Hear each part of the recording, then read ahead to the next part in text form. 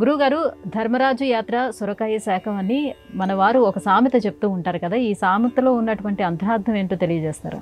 ప్రధానంగా మహాభారత రామాయణ భాగవతాలను ఉన్న మూల కథలకు అనుకూలంగా అనేక ఉపకథలు లోకంలో ప్రచారంలోకి వచ్చాయి. వీటి వలన ధర్మ వ్యాప్తి సిద్ధింపజేసుకోవచ్చును అని కూడా ప్రాచీనులు భావించారు. మహాభారతంలో విజయం సాధించిన అనంతరం ధర్మరాజుకు కించిత్తు అహం కలిగింది.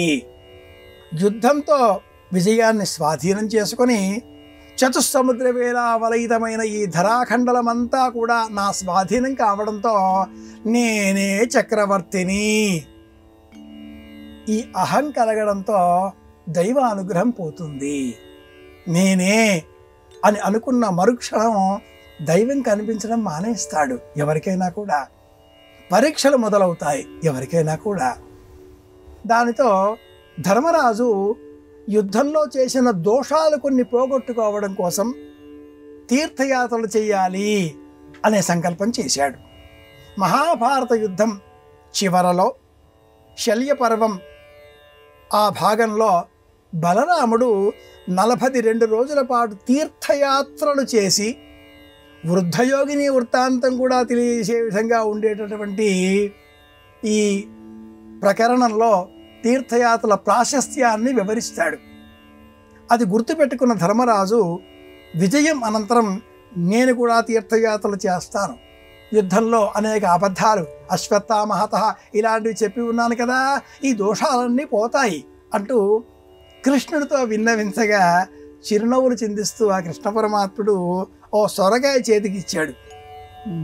మీరు ఎక్కడికి వెళ్ళినా, ఏ తీర్థంలో స్నానం చేసినా ఈ సొరకాయని కూడా అందులో ఉంచండి, మళ్ళీ తీసుకురండి. ధర్మరాజు సరే అన్నాడు. అనేక తీర్థయాత్రలు పూర్తి చేసుకున్న అనంతరం తిరిగి వచ్చాడు హస్తిన నగరానికి. అనంతరం కృష్ణ పరమాత్ముడు అనేక తీర్థయాత్రలు చేసి వచ్చారు కదా, బ్రహ్మాండమైన పుణ్యఫలం సంపాదించుకున్నారు కదా అనగా ధర్మరాజు నిజమే అన్నాడు. ఇంకా అహం పోలే. దాంతో ఆ కృష్ణ పరమాత్ముడు మీతో ఒక సొరకాయ ఇచ్చాను కదా, అదేది అని అడిగాడు. కుళ్ళిపోయిందిగా, పారేశాను అంటూ ధర్మరాజు చెప్పగా, తీర్థయాత్రలు చేయవలసింది దేహం కాదు, మనస్సు. సంకల్ప సిద్ధి అప్పుడు లభిస్తుంది. ఊరికే వెళ్ళి మునిగామా వచ్చానా అన్నట్టుగా అంటే ఎలా? మునిగానాం తేలానాం అన్న మాట కాకూడదు. మనఃపూర్వకంగా త్రికరణ శుద్ధిగా చేసే పని పట్ల నిబద్ధతతో వ్యవహరించడమే తీర్థయాత్ర.